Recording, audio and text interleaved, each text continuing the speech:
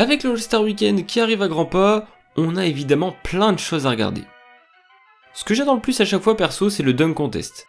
Évidemment, en étant fan de Vince Carter aussi.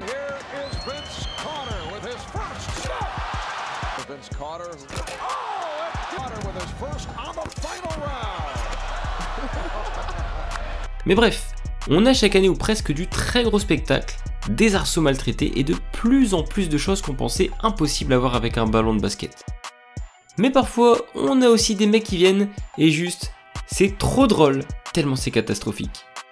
Allez, sans plus attendre, je vais vous montrer quelques pépites, je vous préviens, il y a du lourd. Pour mettre un petit peu de contexte avec Baron Davis, on peut déjà dire que c'est totalement justifié de le voir dans un concours de dunk. Dans sa carrière, il a écrasé pas mal de monde et la pile électrique de Charlotte s'avance comme un concurrent très sérieux dans ce concours de dunk. Ses 3 premiers essais sont plutôt pas trop mal en vrai, il arrive à se glisser au second tour, franchement, tout se passe comme prévu. Mais il ne faut pas oublier qu'un an plus tôt on avait le droit à ça.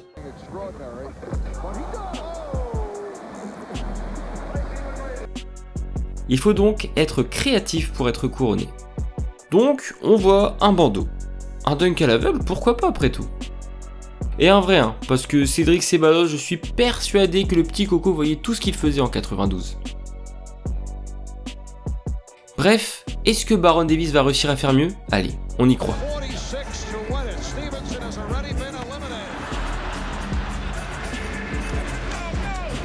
Oh là là là là là, oh le bordel, le moulin à vent ne touche même pas le panier. Tellement c'était nul, la NBA n'a même pas montré le ralenti à la télé. Tout le monde est mort de rire et en même temps, c'est ultra gênant. Au final, c'est Desmond Mason qui remportera le titre cette année-là. C'est vraiment dommage parce qu'il y avait de quoi le concurrencer pourtant.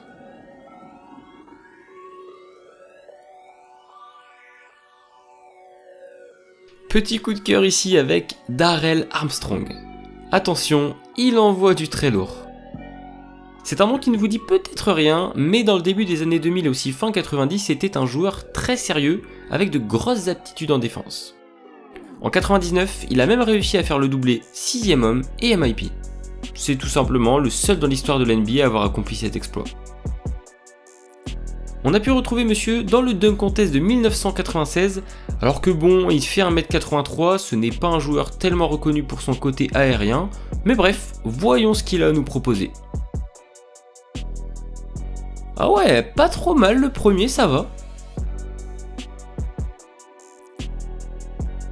Non, là clairement il se fout de notre gueule le frérot. Il tente je sais pas quoi, il termine son concours sur un lay-up, c'est un génie. Franchement, il a fait aucun effort. Bon, je ne vous apprends rien, il n'ira pas au second tour. Mais je suis quand même un petit peu deg de ne pas l'avoir vu, apparemment il avait prévu de tenter un dunk avec les Reebok de Shaq, qui chausse du 57. Ah, ça aurait été juste légendaire.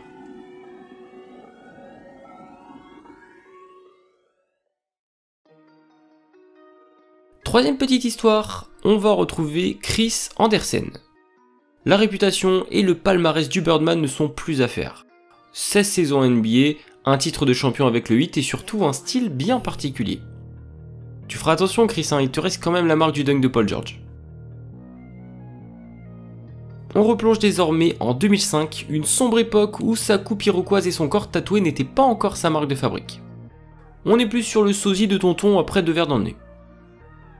Pour sa participation, on n'est pas du tout surpris. Il monte au plafond et il avait déjà tenté sa chance l'an dernier au concours de dunk. La coupe, c'était déjà pas trop ça. Mais cette année, je le sens, c'est la bonne.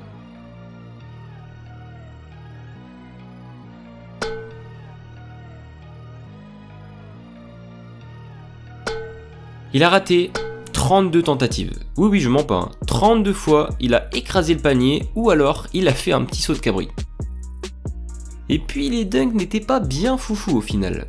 Je comprends mieux pourquoi après coup la NBA a décidé de ne pas le réinviter.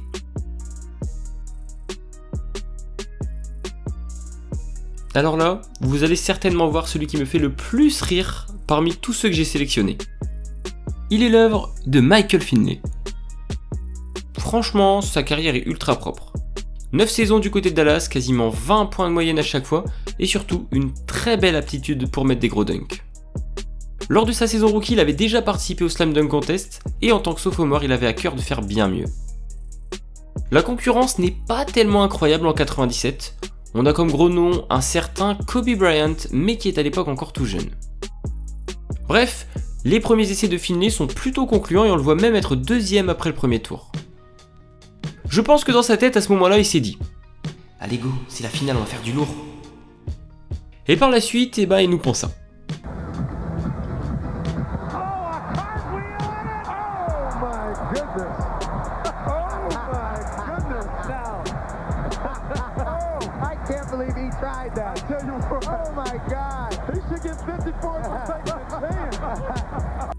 Oh la roue, elle est hideuse, je suis certain que je fais mieux. Tout le monde est à terre, personne ne comprend ce qu'il a tenté, mais franchement, fallait oser, respect.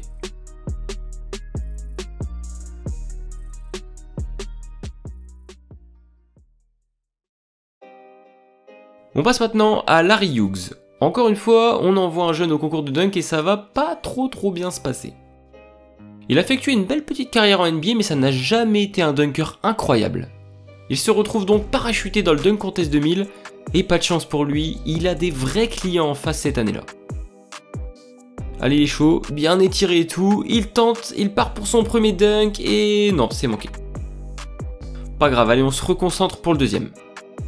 Alors, je ne sais pas ce qu'il lui a pris, s'il s'est entraîné ou quoi, mais il se met dos au panier. À ce moment-là, je me dis, ça sent le spectacle. Et raté. Il va tenter d'envoyer 4 fois le ballon entre ses jambes, 2 fois il va déranger les spectateurs, et 2 fois il lance une brique contre la planche. Mais puisqu'il doit valider au minimum un dunk, il tente de se rattraper rapidement. Et pif, raté. Encore une performance qui ne va pas rester dans les mémoires. On finit cette petite liste avec un participant du Dunk Contest 95, Antonio Harvey. Le joueur des Lakers est encore une fois un rookie. Je sais pas pourquoi, mais j'ai l'impression qu'on les envoie au charbon à chaque fois. Je pense que peu d'entre vous le connaissent, et c'est normal, il a très peu joué en NBA, à peine plus de 180 matchs. Et puis, c'était pas fameux.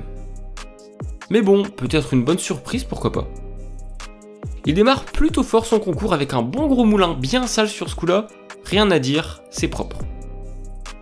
On part ensuite sur un petit double pump, pas trop dégueu, ça va.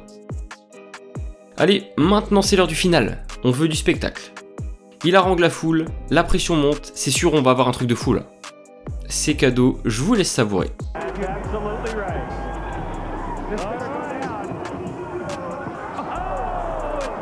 La réaction des autres joueurs est juste trop drôle, il est tellement loin de le mettre, c'est grave. Bon, comme vous avez pu le voir, on n'a pas toujours des dunkers de haut vol. Mais c'est ça qu'on aime, certains prennent des risques et je suis certainement incapable de faire la même chose qu'eux, donc je peux pas me moquer. Au moment où je fais la vidéo, l'édition 2021 du Dunk Contest est dans quelques heures. Et vraiment, j'espère qu'on va avoir du spectacle après avoir vu tant de tentatives de merde, j'en ai besoin.